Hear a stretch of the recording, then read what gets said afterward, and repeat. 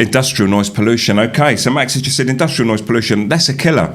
Once again, in those industries, very male or dominated industries, we suffer a lot through health problems through that. I actually worked as a fitter on the railway for many years, 4.5 years in fact. I took more days off than I was at work. My family are testament to that. They used to call me away day or sick note. But we used to have heavy machinery there, and they say to wear air protection and so on, but often you don't. It just wasn't done. It's maybe a macho thing. It's like you look stupid in bright yellow air muffs and so on. So people didn't. So they suffered. You've got massive cranes rumbling overhead in the section that I work. Often we'd work inside a train, inside of the engine. Now, you were told not to go in there anyway. You wasn't meant to when the engine's on. But many people did, and those frequencies are a killer. Even they had a lathe, because a train's got tyres on. They call it a tyre. It's a steel band.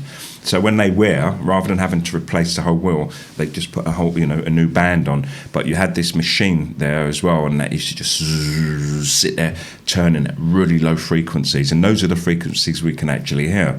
And there must have been the lower frequencies as well.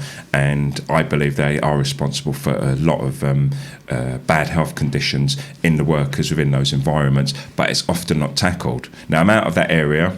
I was actually a shop rep, so I was always speaking up against the noise and advising people to protect their ears.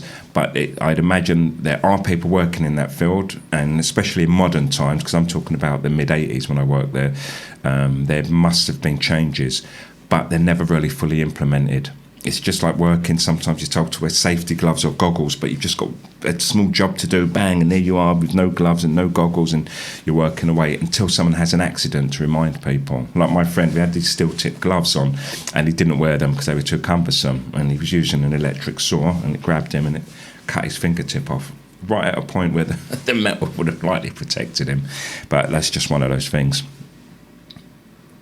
Yeah, the hospitals as well. Hospitals, any kind of modern building, because often they have fans in, and those fans, as I explained earlier about the guy who said he saw ghosts, and it turned out to be the resonating frequency of the fan rumbling at 80 hertz, 89 hertz, which was close to human eye vibration, and it caused an interference. You know about this Maximus through music, of course, when you create a third sound sometimes, with oscillating sounds, and it caused an interference which made him see grey blobs. And they claim that there's a lot of low frequencies around sites where people claim to see ghosts. So there's definitely a connection there.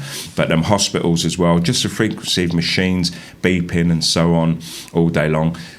They may not necessarily be the effect directly, like the vibrating body and low frequencies, but the high frequencies lead to stress, because sometimes we want to shut them out. They may not be harmful in isolation or occasionally, but a continuous stream of any frequency really isn't good. And unlike the eyes, we can't shut our ears off.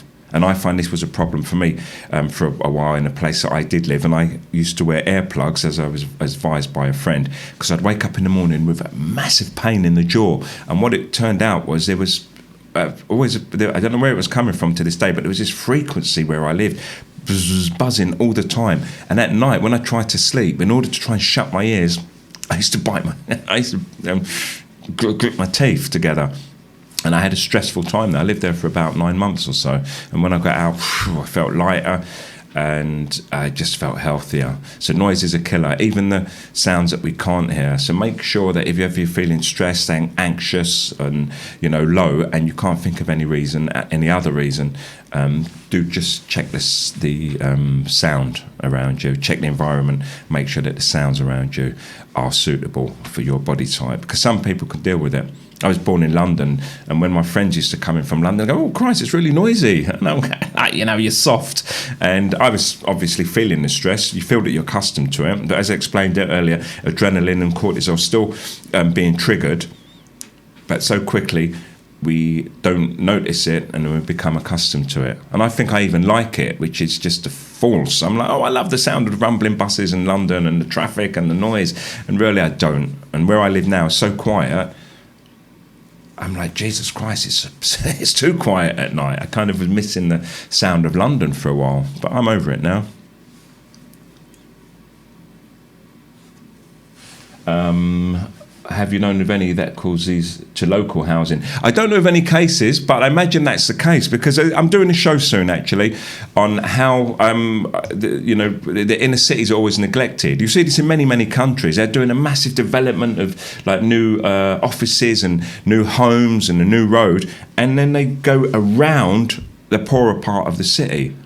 And they don't put none of that investment into into the bettering the lives of the people in the poorer sections of society. So I'd imagine, and I know this to be true in some cases, not with sound, but like with pollution, like chemicals and so on, in the United States, where they've actually got housing complexes and they've built some industrial some factories nearby, and the people who live close have suffered, because it's been like some toxic waste in the water, which has found its way into their water pipes and so on. So I'd imagine it's the same with sound. In fact, I don't know for sure, but the sound of the earlier giant windmills that they built, they've got a really low frequency infrasound, which was causing poor health to the people who live close to them. So in the end,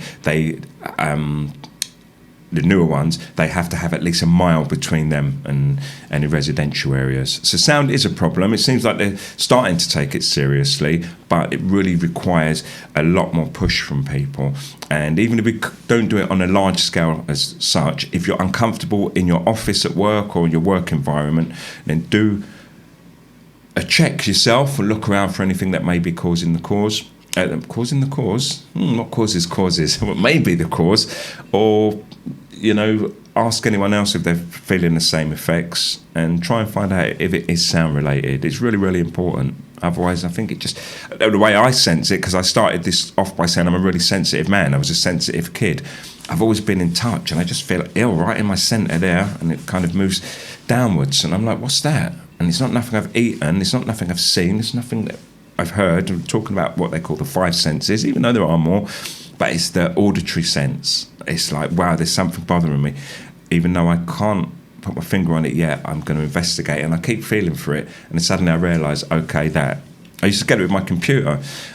At the end of the night, I turn my computer off and I think, Jesus Christ, how noisy was it? I didn't notice. I've been sat here in my office all day long, and the computer's just buzzing. When I turn it off at night, can you imagine? And it just goes dead silent. I think, I've been sat here all day long. I bought a quiet computer now. As quiet as a computer can be anyway. And I've still suffered that a little. It's not affecting me as much, but I've definitely got this noise of my fans going. And that's a kind of form of pollution. Hello, Huey. Good to see you. Okay, and on that note, thanks everyone for coming in tonight. If you want to hear what I was talking about earlier, what I actually captured for the show, where I talked about noise pollution and how noise affects us, and even how they use low frequency infrasound in movies to give us the chills, take a look back on the replay. Thanks for coming in. I am the OBG. I don't think people really know the true hypnotic power of television. How it pulls us in and just keeps telling us to consume, buy, and tells us to hate each other and separates us and causes the greatest divides, all under the name of entertainment. And every time I turn on my TV, it's just like no surprise. It's all of those programs and they're pushing out lies, and in between there's the adverts, and they do it again, and they're trying to convince us that we're friends, and they have us trained like good little soldiers. 1, 2, 3, 4. They say we're going to spend $1 trillion this Christmas, believe it or not. Watch it again in slow motion. See how mild and good tasting a cigarette can be. Or doctors. Watch it again in slow motion. Watch it again in slow motion. Watch it again in slow motion.